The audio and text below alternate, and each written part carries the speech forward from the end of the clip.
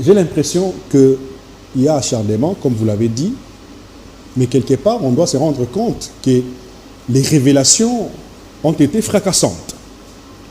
Par exemple, quand il qualifie l'entourage du chef de l'État comme étant un mauvais entourage, il parle de la jouissance comme une nature pour les Congolais. Il dit que c'est la culture congolaise de la jouissance. Mbongo ya nini soki yé to kabolaranan. Il y a un projet soki yé to kabolaranan. Et puis on va réfléchir après. À ce point-là, vous ne trouvez pas que le réquisitoire de Vondé a son sens et un fondement? Merci beaucoup pour cette question. Parce que déjà, il faut dire que lorsque Nicolas Kazadi parle de l'entourage ou des poches, monsieur l'ancien inspecteur général Gilles Linguette, c'est un poche du chef de l'État. Comprenez? Il parlait de Gilles Linguette. Non, c'est un exemple parmi tant d'autres. C'est un exemple. J'arrive justement pour répondre à ta question. Parce que les gens ont voulu s'attaquer à Kazadi comme quoi il aurait fait des faux bruits. Sa démarche, c'était de révéler les secrets d'État et puis faire des propagations de faux bruits sans avoir à produire des éléments probants par rapport à ce qu'il avançait. Vous comprenez? Mais il faut dire que ce qu'a fait Alinguetti en son temps, ça s'appelle chantage. D'accord. Vous comprenez? Ça s'appelle chantage. Et Nicolas Kazadi ne s'attaque pas au régime lorsqu'il parle de jouissance. Il ne s'attaque pas au régime. Il n'a pas parlé du régime. Non, il ne s'attaque pas au régime. Il parle de la culture congolaise. Non. C'était une illustration. Ah, d'accord. Parce que lui, quand il parle, il dit que dans la culture congolaise, déjà, nous, on aime la jouissance. Mais il ne parlait pas du régime. Non, de façon globale. Voilà. Vous comprenez? Il ne s'attaquait pas au régime, il parlait de la culture congolaise. Et parce que s'il faut parler déjà, s'il y a un exemple typique qu'on peut donner par rapport à cette situation-là. Vous avez par exemple le dossier Bukangalonzo. Dans le dossier Bukangalonzo, Matata Pogno est condamné. Matata Pogno a été condamné, c'est vrai. Mais là, l'argent est sorti. Soit 6 milliards ou 186 millions. C'est dont l'argent était sorti. Donc, les 285 millions qui étaient sortis, c'était pour un projet qui allait profiter à toute une nation. Vous comprenez? Alors, par rapport à cela, lorsque Nicolas parle de jouissance, je répète, il ne s'attaque pas au régime de Tshisekedi. Parce que lui-même, c'est un collaborateur qui travaille dans la vision, dans l'accomplissement de cette vision du chef de l'État. Vous comprenez? C'est le meilleur élève de Félix Tshisekedi. Exactement. Le fait déjà de rétablir la confiance qui n'existait plus par rapport au partenariat international entre les institutions de Bretton Woods et l'État congolais. Il vient réchauffer ces relations, les réveille et on a un résultat, oui. Voilà. Donc, il ne s'est pas attaqué au régime. Mais les secrets d'État dont parle Vondé, quels sont les secrets d'État? Il n'y a aucun secret d'État qui est sorti. Je vais toucher Vondé à la fin, parce que Vondé, il faut dire que nous avons confiance à la justice de notre pays. Et c'est peut-être l'occasion ici pour que Nicolas Kazadi soit lavé définitivement. Parce que ceux qui font la chantage, ceux qui sont en train de faire, c'est justement pour opposer Nicolas Kazadi au chef de l'État, pour que ce dernier n'ait plus confiance à Nicolas Kazadi. Alors que c'est un de ses meilleurs élèves qui apporte des réformes énormes dans le secteur des finances publiques. Si aujourd'hui la RDC est placée en orbite, c'est grâce aux réformes qu'a apporté Nicolas Kazadi. Si aujourd'hui les réserves d'échange sont multipliées en termes de milliards à la Banque centrale, c'est parce que Kazadi a fait un travail de réforme dans ce sens-là. Parce qu'au départ, il les a trouvés à 800 millions. Mais aujourd'hui, c'est plusieurs milliards dont on parle. Alors, M. Vondé, je sais que nous avons confiance à la justice de notre pays. C'est question juste... Pourquoi il ne s'attaque pas? Pourquoi Vondé ne s'attaque pas à tous ceux qui font des dénonciations chaque jour ici?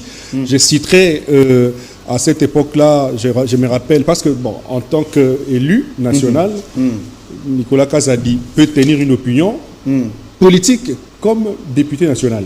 Est-ce qu'il peut faire l'objet de poursuites en tant que député national pour une opinion politique? Ça, c'est un. Deux. Plusieurs députés nationaux font des critiques sévères sur le régime de Félix Tshisekedi, mais qui n'ont jamais été poursuivis. Pourquoi c'est Nicolas Kazadi qu'on doit poursuivre? Non, mais je vous ai parlé du chantage sur la personne de Nicolas Kazadi.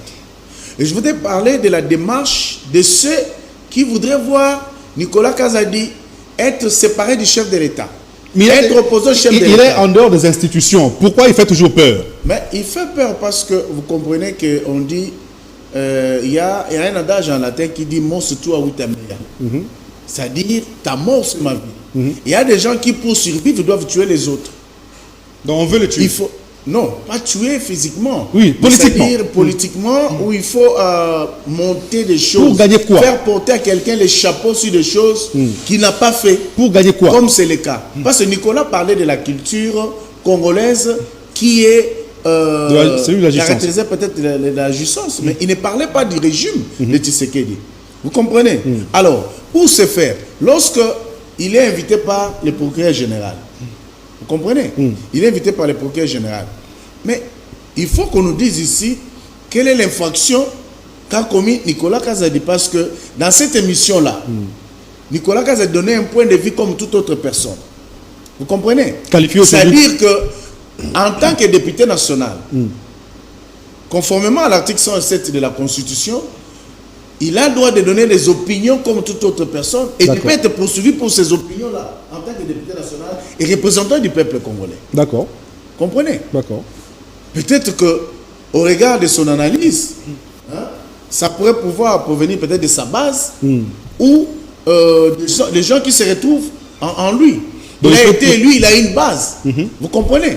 Alors, pourquoi un député national doit être poursuivi pour ses opinions ou chercher à être arrêté? Donc l'article 107 de la Constitution protège Nicolas Kazadi.